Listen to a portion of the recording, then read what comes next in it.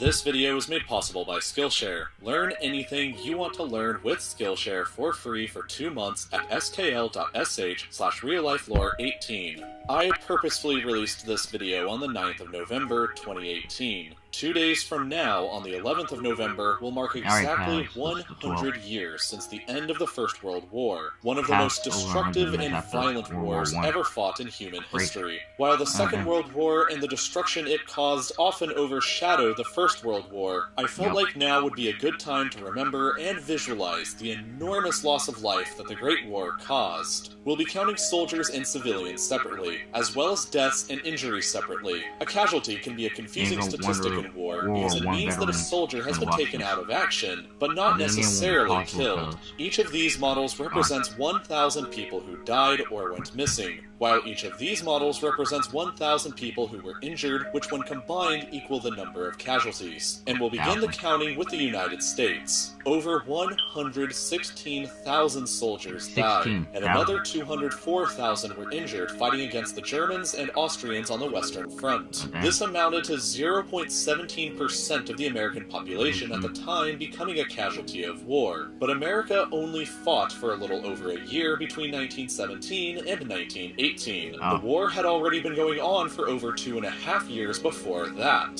So let's take a look at some of the countries who were fighting from the beginning. The war began when Austria-Hungary declared war against Serbia in 1914, and Serbia suffered worse than any other country during the war. 375,000 Serb soldiers lost their lives in the fighting, while another 625,000 civilians died from famine and disease. That amounted to over 22% of the Serbian population dying during the 4-year-long war. More than 1 out of every 5 people in the country. Serbia was a member of one of the 2 alliances that fought against one another in the war called the Entente, which also included the United Kingdom, France, Russia, Italy, America, and many others, all of whom would suffer terribly. The United Kingdom would send over 815,000 soldiers to their graves, like on the first day of the Battle of the Somme, in which 19,000 would die in only 24 hours, the bloodiest single day in British history. Over 123,000 British civilians also lost their lives during the war, totaling up to just over 2% of the British population, or about 1 in every 50 people dying. But many more were wounded. 1,675,000 more soldiers, which adds together to 5.77% of the UK population then, becoming casualties of the war. Subjects of the British Empire like Australia, Canada, New Zealand, India, and South Africa also fought in the war and took high casualties. Percentage-wise, New Zealand suffered the worst, losing 3.8% of her population as wartime casualties, while numbers-wise Australia took the hardest hit, losing over 61,000 of her soldiers and suffering another 152,000 wounded, with Canada and India both not too far behind. But the other major Entente powers lost an incredible amount more. The Italians joined the war in 1915, but in 3 years of fighting suffered 555,000 military fatalities, along with 592,000 civilian deaths. Another 947,000 Italian soldiers became wounded, representing 5.8% of the Italian population becoming casualties, a figure roughly comparable to the UK percentage. But then there's Russia and France, both of whom suffered higher casualties than the entire Serbian population combined during the war. Russia was the first country to come to Serbia's defense during the war and suffered catastrophic losses. 1,977,000 soldiers died fighting against the Central Powers, while another 1,140,000 civilians lost their lives. But Russia suffered vastly higher injuries. 4,350,000 soldiers were wounded during the fighting, which together represents 2.5% of the Russian population that became casualties. These enormous losses eventually helped contribute to Russia's spiral into revolution and their surrender in the war early into 1917. But percentage-wise, the Allied country that suffered during the war the most, besides Serbia, was France. Most of the Western Front took place in northeastern France and Belgium, enduring 4 years of fighting. 1,377,000 French soldiers gave up their lives in defense of their country, along with 340,000 civilian fatalities. This represented a loss of life for 4.3% of the entire French population,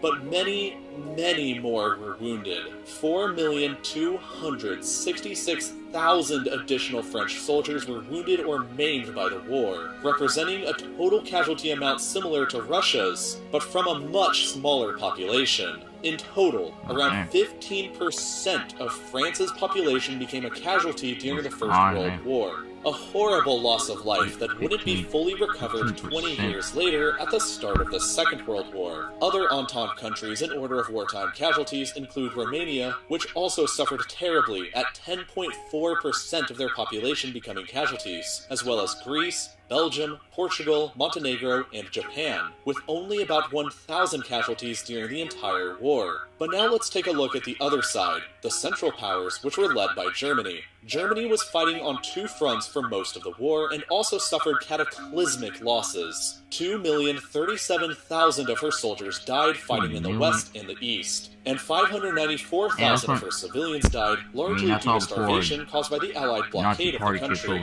Another 2.5 million German soldiers were wounded during the course of the war, amounting to 7.8% of Germany's population becoming a casualty. While Germany suffered the highest raw numbers of the Central Powers casualties, she didn't suffer the highest percentage-wise. While Austria-Hungary took less casualties overall, they represented a higher proportion of that empire's population, 10.77%. Over 1.3 million soldiers were killed and another 3.6 million injured, all of which helps to explain why the Austro-Hungarian Empire itself wasn't able to survive the war. But the worst suffering on the Central Power side occurred inside of the Ottoman Empire, and most of it was self-inflicted. The Ottomans joined the war in 1915 and suffered 548,000 military fatalities, and another 582,000 wounded fighting against mostly the British, French, and the Russians. But absurdly high civilian deaths inside of the Ottoman Empire were largely due to the Ottoman government's policy of ethnic cleansing against her Armenian, Greek, and Assyrian ethnic minorities. Collectively known as the Armenian Genocide,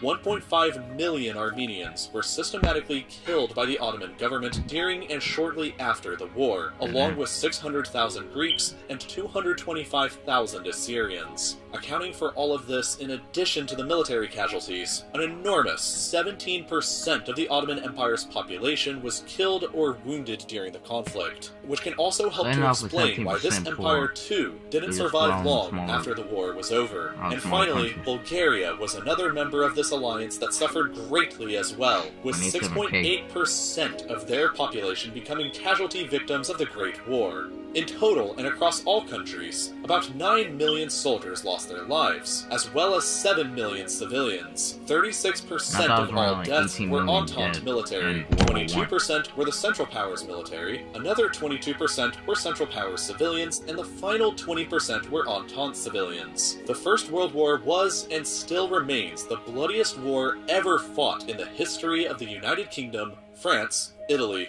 Belgium, Bulgaria, Romania, Serbia, Turkey, Australia, New Zealand, and Canada. The Second World War was actually not as bad for all of these mentioned countries, but it would be worse for others like Russia and Germany. Hopefully, after 2 terrible lessons during the 20th century, humanity will never forget what can happen when we let our differences get the better of us. Lessons of any kind are valuable for both societies and for individuals. And if you made it all the way through this video to here, it's clear that you enjoy learning. So why not learn even more about anything you want to by going over to Skillshare next? One of the most common questions that I get asked all the time is how I got started making these videos. And the first step was learning the required skills like researching, writing, audio recording, and editing. For all of these skills though, there's a course offered on Skillshare, an online learning community with more than 20,000 classes on whatever it is you want to learn.